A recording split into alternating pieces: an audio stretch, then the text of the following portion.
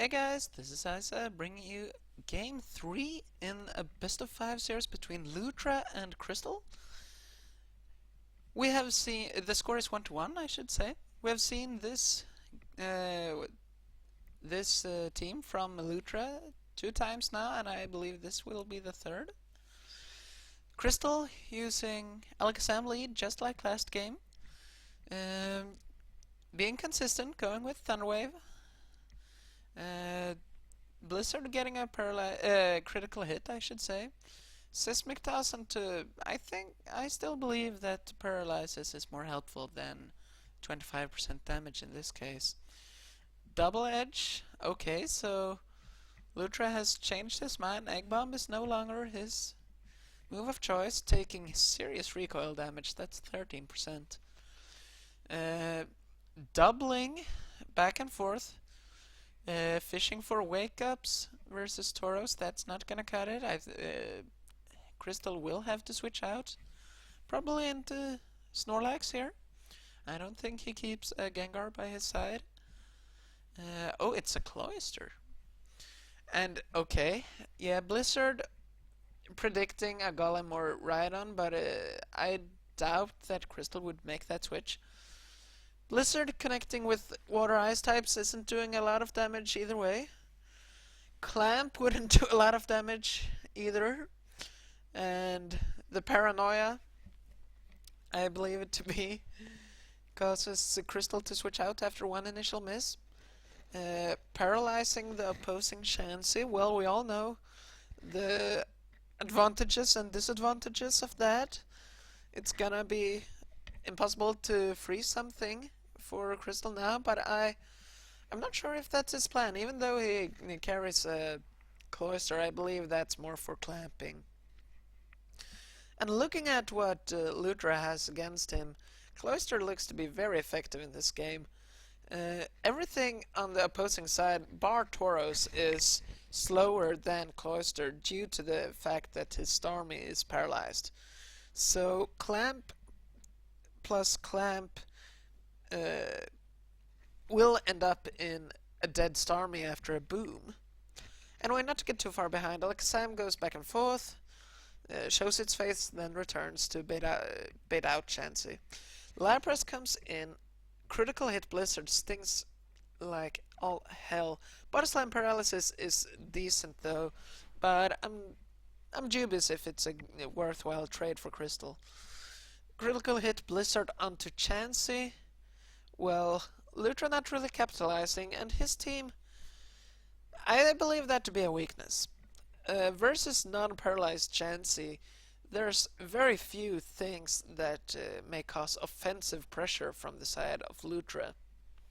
And versus paralyzed Chansey, you get the disadvantage of not being able to freeze Chansey with any of the many ice attacks that he has. Ice Beam onto Snorlax. It doesn't kill, but we can see Snorlax is down to 11%. It's gonna die to one more hit. And Snorlax, is it gonna blow up on Golem? Yes, it is. Well, you can look at it this way. Unless he doubles in, it's gonna deal about as much damage as it would have done with Earthquake. It's only a sliverless. And wow, Crystal is going full out with a wrapping. I am not a fan of this. I really don't agree. I think that using wrap in that situation was not the best choice either way. I think that Razor Leaf was to prefer. But here it is. The rap session begins. David Chansey agrees with me. No, he says. And yeah, this my personal opinion on rap is it's fairly well known. I'm not a fan of rap. I believe that it makes Red, Blue, Yellow a very boring metagame. So, and we're about to see. Crystal has been very successful in his strategy. He has paralyzed 3 opposing Pokemon. Chansey, Lapras, and Starmie. All three of those are threats to his two rappers. So the wrapping is gonna take a while. Critical hit wrap doing 10 damage. Solid. Not even 10%, 10 damage. And yeah, until wrap misses, this is gonna be, yeah, very slow. I'm gonna speed up. That's at least one thing we can do. And I'll let this go by until something that resembles excitement appears. Okay, there's something. Wrap missing, and Crystal going for the wrap instead of the Razor Leaf. In his defense, I'm not sure if Razor Leaf kills or not, but someone, you can add that in a comment. I don't know how much Razor Leaf does from Victreebel to Lapras. Maybe that was a guaranteed better play, but okay. Okay. So here's Cloyster instead. Okay, time to skip the fast forwarding. Okay, so we'll see when it stops. There. So Crystal decides to double out for some reason instead of continuing his wrapping sessions. And after a series of switches and full paralysis and missed moves, we end up with Tauros versus Chansey. Tauros gets a critical hit body slam, that's gonna sting, but a Thunder Wave will connect on Tauros. Golem takes an Earthquake.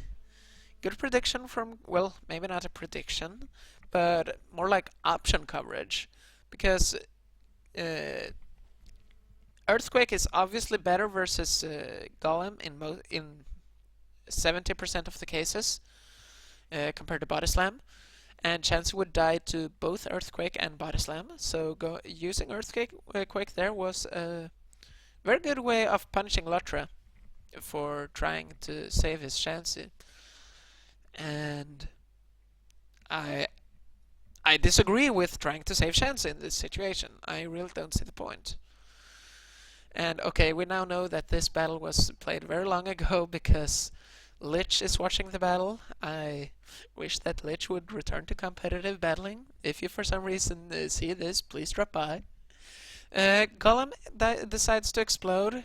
Crystal predicts the explosion and sends in his sleeping Alakazam to let the sleeping Pokemon die. It's somewhat of an issue. Exeggutor has 54%. That's not reliable killing percent for Tauros Hyper Beam. Chansey isn't paralyzed. In fact, only Tauros is paralyzed, and that's not a reliable sleep blocker. The question is if Crystal can keep the pressure up with his wrappers long enough. I believe that Lutra will bring in his Tauros here in fear of the wrap sessions. I believe that Crystal, in anticipation of that, should send in his Cloyster. That's the most reliable wrapper either way. Okay. They neither agree. Razor Leaf, pardon me, Victreebel is sent in from Cloyster, from Crystal, and 17% Chansey is sent in. Wrap connects after missing once, but full paralysis prevents the healing. And the wrap sessions have officially started. This is... I suppose I should mention something about Victreebel compared to Exeggutor. Exeggutor, in my opinion, is the second best or best Pokemon in the game, rivaling that slot with Tauros. And the reason for that is Exeggutor's supreme typing and bulk and utility combined. It's a sleeper.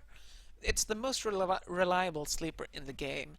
No sleeper can threaten the other Pokemon in the game, I should say, as consistently as Exeggutor does. Victreebel sacrifices bulk and typing for some speed, but most importantly Rep, but also Razor Leaf, which is a good addition compared to Mega Drain.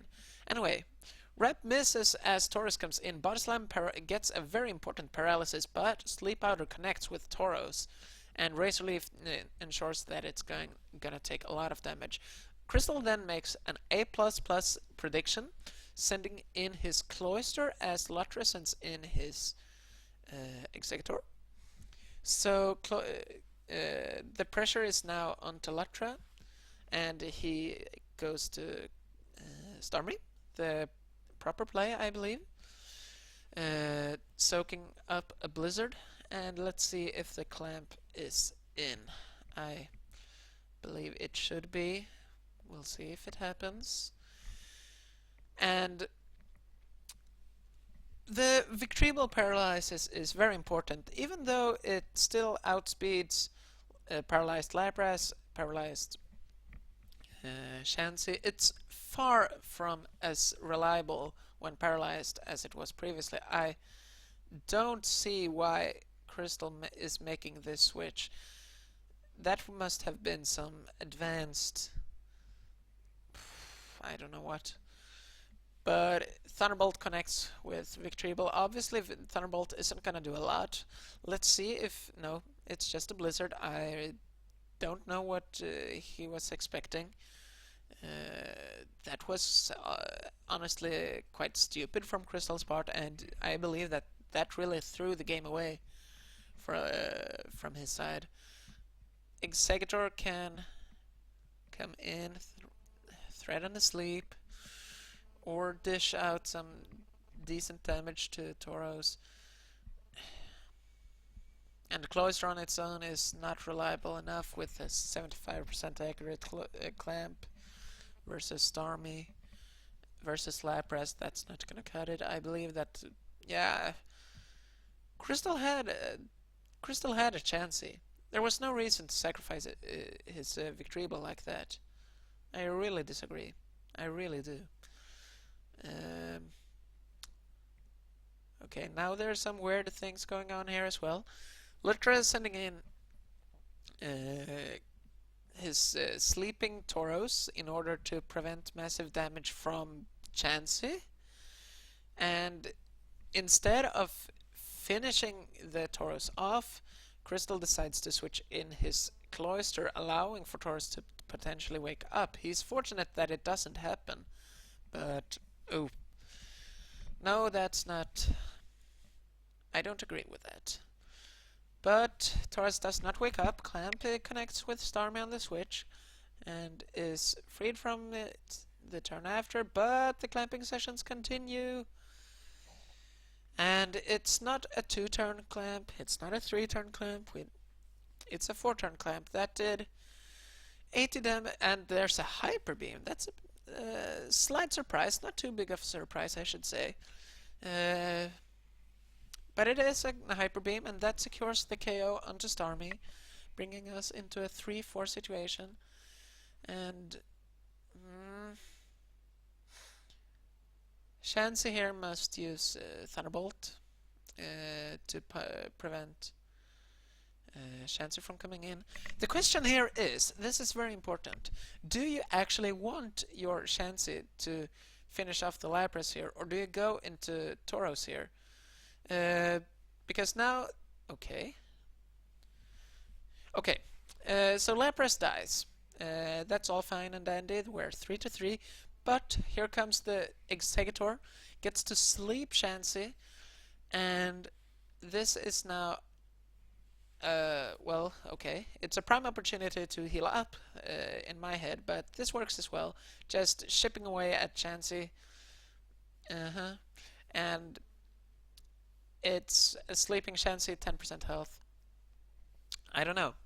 I'm not sure if that was an error or not, but I think that the play would have been to bait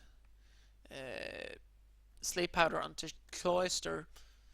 And you can Cloyster is at a percentage where it can take about a Psychic. So that was probably a misplay. Either way. Wow, Borat is watching this game as well. We got some all-stars in here.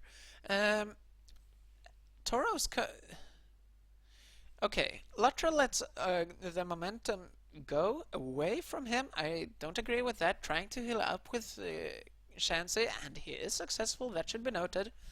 But now Tauros versus Paralyzed Tauros versus 54% Executor. This is in Tauros' favor.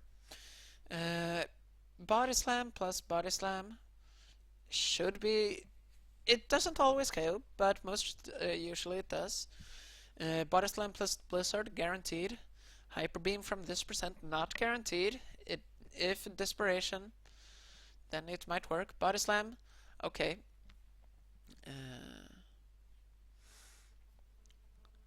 Body Slam does not paralyze. Psychic does not get the specs drop. But even if it got the specs drop, Crystal could have gone to his chance to sacrifice it to the Psychic. Well, it's not even needed. You can just sacrifice straight away and use Blizzard onto Executor, killing it. And yeah, we'll see how this plays out. This is... I don't believe that Lutra is apparently the one doing the thinking right now. But... okay, he decides to blow up. I'm not sure if that's his best chances. If this Executor, if this Cloister has Boom, and yeah, it does, then it's game over.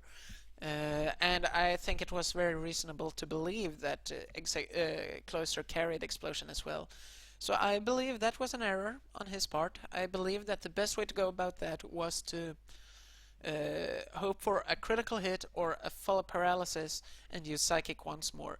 If Mega Drain was on the moveset, but we have little reason to believe that due to, well, what we know about Lutra's sets, then Mega Drain would have been the play because it would allow him to survive. Well, maybe it depends on whether... okay, never mind. Psychic was the play all around. Mega Drain would have been good if you could guarantee that Psychic, Blizzard or Body Slam was going to be used, but we don't know that.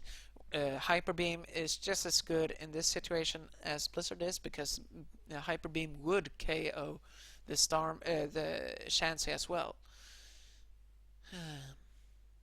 The only thing preventing Hyper Beam from being the optimal choice in that situation would have been Rest Executor, but that was highly unlikely. So that was a slight error in calculation and, well, a misunderstanding of Cloister's moveset as well from Lutra's part, preventing him from potentially sealing a game.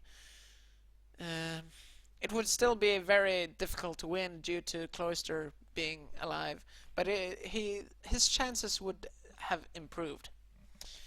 But that's it for this game. Crystal is in the lead 2-1 in this best of 5. Thanks for tuning in, guys. This is Isa, signing out.